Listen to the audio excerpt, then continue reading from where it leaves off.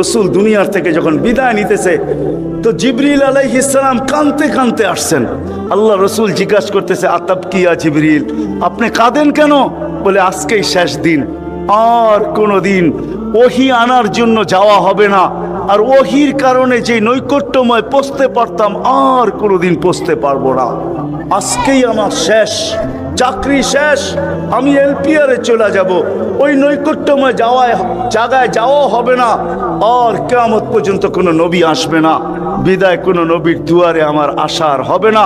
তারপরে জিবরিল প্রশ্ন করছে, ওয়াতাবকি আনতা, আপনি কেন কাঁদেন? আমারটা তো জবাব দিলাম, আপনি জবাব দেন।